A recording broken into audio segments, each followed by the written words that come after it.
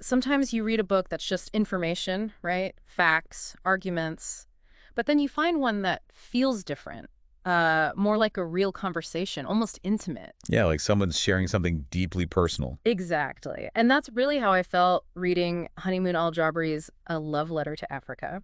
You can find it on Amazon, by the way. Oh, right. Good tip. So today, we're not just going to summarize it. We really want to get into the big themes Al-Jabri talks about, connect that history she brings up with, well, how things are now. Mm-hmm. Trying to pull out those insights that make you go, Yeah, without getting totally bogged down in endless detail, we want you to feel like you really get it. Definitely. And it's not just a history lesson. Al-Jabri's book has this personal feel, this emotion woven through it. It adds quite a layer to the history and the politics. Okay, so let's dive in then. There are a few core ideas in Al-Jabri's book we really wanted to unpack. Sounds good. First up, Pan-Africanism. What does it really mean, and why does Al-Jabri see it as so incredibly important? Then we'll look at those two groups, the Casablanca and Monrovia groups, kind of different visions for unity there. Yeah, that's a crucial comparison, 1960s, right? Exactly.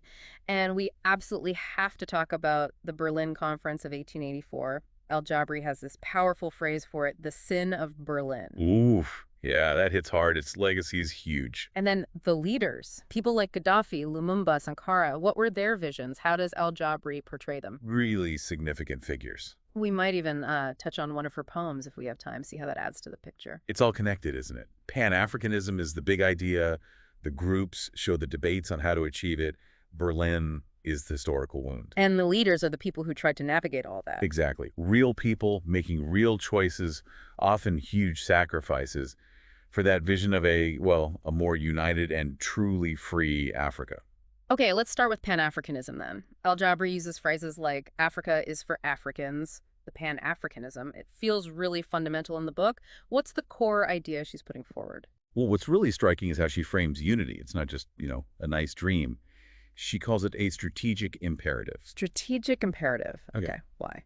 Because, she argues, when you're facing things like economic exploitation, outside political meddling, all those inequalities, well, a divided Africa is just weaker, vulnerable. Makes sense. There's a strong feeling in the book that if the continent stood together, it would have this kind of built-in strength, this resilience. That individual countries, especially after being split up like they were, just can't manage alone. Precisely. And she puts a lot of emphasis on leadership there. Right. She talks about leaders needing to teach their people about their shared history, their potential. It sounds like building a collective identity almost. Yeah, exactly. Al-Jabri suggests that real power comes from knowing your shared past and seeing a common future. So leaders need to nurture that. If they do, she implies, the people themselves get empowered, they become part of shaping that future. It's maybe a subtle critique of leaders who focus just on their own nation, Instead of the bigger picture. Yeah, the whole continent. It's quite powerful how she talks about the what if. What if Europe hadn't carved up the continent in Berlin back in 1884? She suggests a united Africa could have been a major global player. That's a big thought. It really is. Yeah. And connecting that to today, those lines drawn in Berlin, they weren't just lines on a map. Al-Jabri links that split up directly to a lot of the problems now. The vulnerabilities, the difficulty in achieving real independence, real sovereignty. Which takes us straight to those two groups, Casablanca and Monrovia. They pop up around 1960. How does Al-Jabri show the difference between them? Okay, so the Casablanca groupthink, Nasser and Nkrumah Al-Jabri, presents them as really pushing for immediate, strong Pan-African unity. Like right now. The united front. Yeah, a united front against colonialism, imperialism, any of that lingering influence. Yeah. You get the feeling from the book that the Casablanca summit was this huge moment, maybe a chance missed. A missed opportunity. For what? For a more, let's say, radical, unified Africa from the get-go. And Africa really pushing back hard against neocolonialism right away. Okay, so that's Casablanca. What about Monrovia? They were different. Yeah, they took a more moderate path, more gradual. Al-Jabri points to leaders like Tubman, Houphouët-Boigny. And they were maybe more willing to work with the old colonial powers. That seems to be the key difference, yeah. They favored a slower approach, cooperation, maybe less confrontation. So Al-Jabri contrasts that with Casablanca's vision. Yeah. And you mentioned that phrase, lost opportunity of Casablanca. Right. It suggests that maybe Africa could have broken free from those neocolonial ties faster, more decisively, if that Casablanca vision had won out. Hmm. It really throws light on the different paths being debated right after independence. It does sound like Al-Jaber's perspective might favor the Casablanca approach as maybe more transformative. That's probably a fair reading, yeah. Yeah. The way she emphasizes the potential of that immediate unity suggests that. But maybe it wasn't that simple. Well, the book doesn't explicitly detail all the counterarguments, but you can imagine the huge practical challenges of instantly unifying so many diverse, newly independent nations, different economies, political systems. Sure, it would have been incredibly complex. But that difference highlights this core debate. What was the best way forward for Africa back then? Let's shift to the Berlin Conference. 1884, Al-Jabri's Sin of Berlin. That's strong language. What's her main point about its legacy today? She's really clear on this. She argues those borders, drawn by Europeans in Berlin, were basically designed to divide Africa forever. And they completely ignored how people actually lived, ethnic groups, cultures. Totally ignored them. Yeah. So in Al-Jabri's view, these aren't just borders, they're like indelible scars of division. Yeah. And we still see the effects. How so? Well, think about how these random borders sometimes threw groups who didn't get along into the same country, creating conflict potential, or cut off communities that had traded or shared culture for centuries. Right, I see. So the call then is to somehow heal those scars, move beyond the borders. Exactly. It ties right back into Pan-Africanism.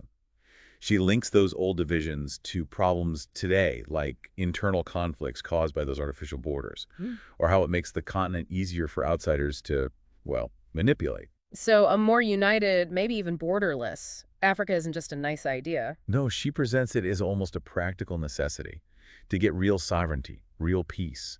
It's about Africans defining themselves beyond those colonial lines. Okay, let's talk about some of the leaders she focuses on. Muammar Gaddafi.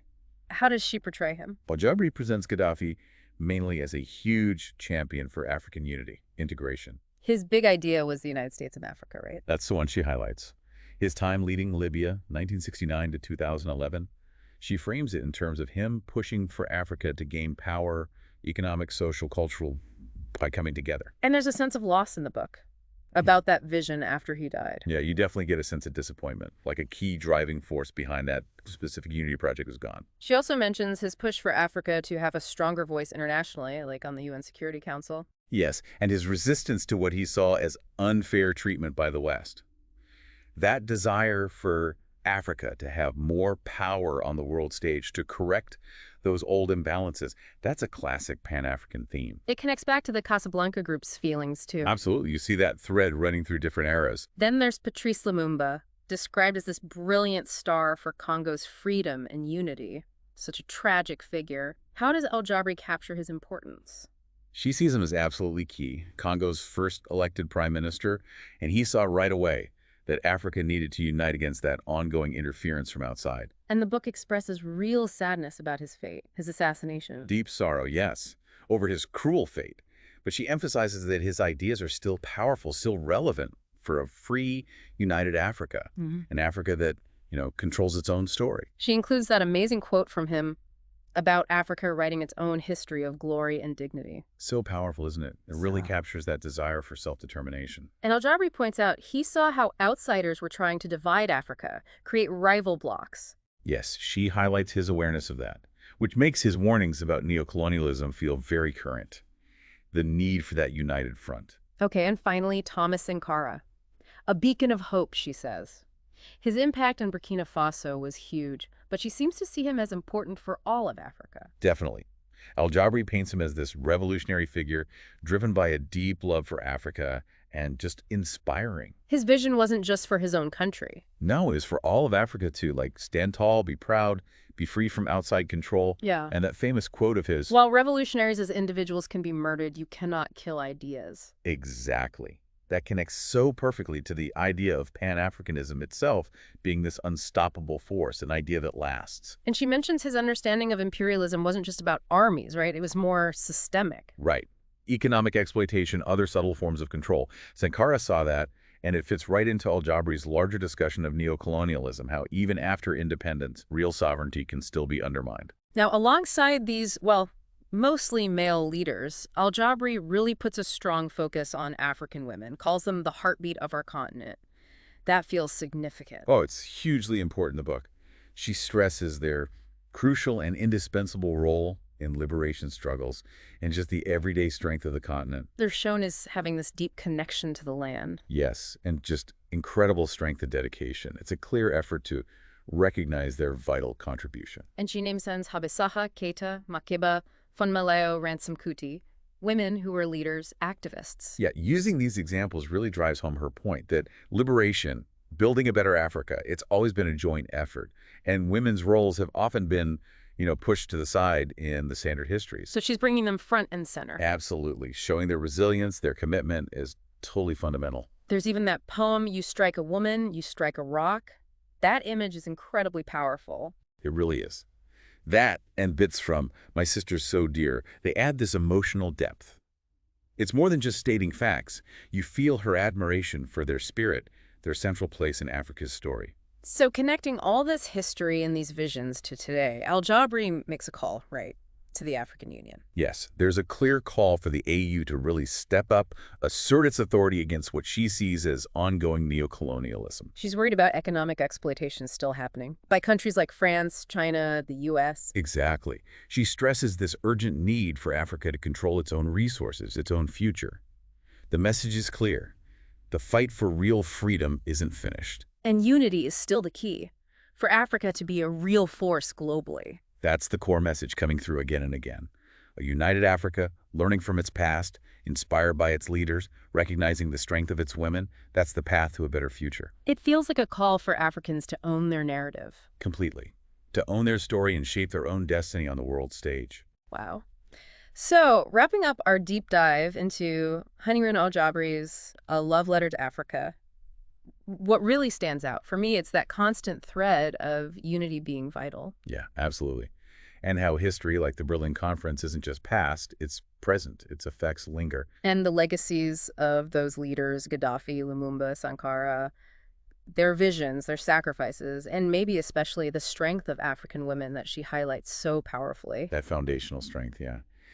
Jabri makes it clear, this journey towards a truly free, united Africa, it's not over. It needs action now, understanding the past, aiming for the future. It's a powerful reminder that history isn't just stuff that happened, it shapes right now. Definitely.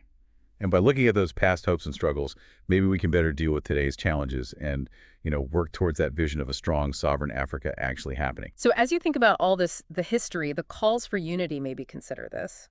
What role does every single voice, every individual play in shaping Africa's future and telling its own story to the world? Thanks for joining us for this deep dive.